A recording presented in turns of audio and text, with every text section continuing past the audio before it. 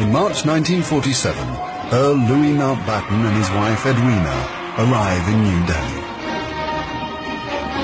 The great-grandson of Queen Victoria and second cousin to George VI, Mountbatten brings a regal presence to the drama of India's independence. As the last viceroy, he bears responsibility for India's fate. 2nd of April, 1947. I have now completed my first week in office. I should like to be able to paint an encouraging picture of my first impressions, but feel it would be misleading if I did so. The scene here is one of unrelieved gloom. At this early stage, I can see little common ground on which to build any agreed solution for the future of India. The only conclusion I have been able to come to is that unless I act quickly, I may well find the real beginnings of a civil war on my hands.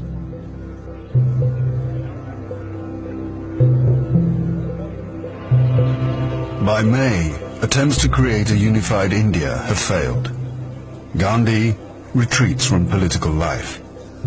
Muhammad Ali Jinnah, leader of the Muslim League, and Jawaharlal Nehru of the Indian National Congress concede to divide India. Fearing a total loss of control, Mountbatten brings forward the transfer of power to August. Two nations will be created by partition, a secular India and a new homeland for India's Muslims, Pakistan. Nehru addresses the people of India. Long years ago, we made a tryst with destiny, and now the time comes when we shall redeem our pledge. At the stroke of the midnight hour, when the world sleeps, India will awake to life and freedom.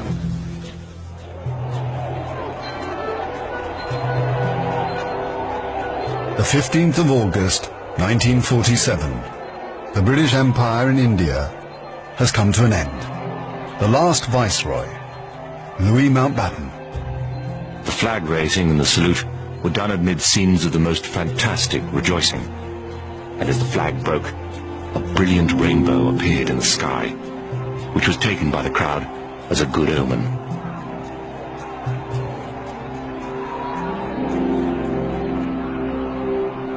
Qasim Muhammad. On the 15th of August came freedom.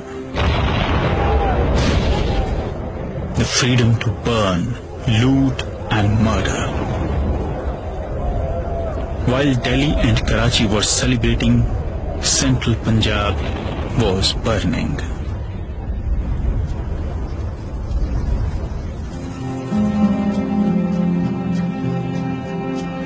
Between August 1947 and March 1948, 4.5 million Hindus and Sikhs are forced to migrate from Pakistan to India. 6 million Muslims must move in the opposite direction. Britons and Indians witness the bloodshed. Shahid Ahmed. It is a battleground. People have gone mad. Trains to Pakistan are being looted and occupants slaughtered. We all knew that carnage was in the offing. So did Mountbatten. The British Empire, which tried to build India over centuries, can never live down this great tragedy.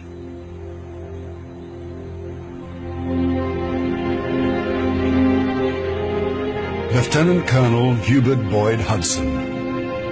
The sight from the air was awe-inspiring. In this chaos, millions of refugees were struggling to get to India or Pakistan. Thousands of others were doing their best to prevent them, murdering them by the hundred. But death is nothing. There are things more terrible than death.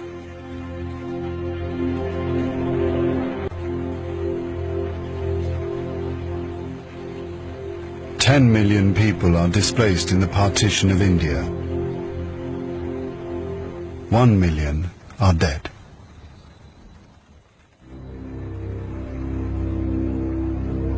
By the summer of 1948, most of the British have left.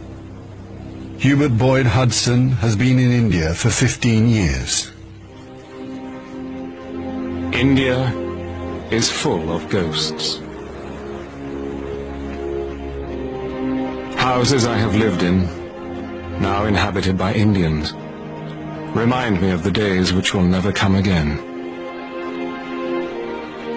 When the Viceroy drove past with a cavalry escort in red coats, I have seen the greatness of the British in India, but now it is all ended, and we are the last to leave, the few who are trying to tidy up the mess which the sudden splitting of an old empire has caused.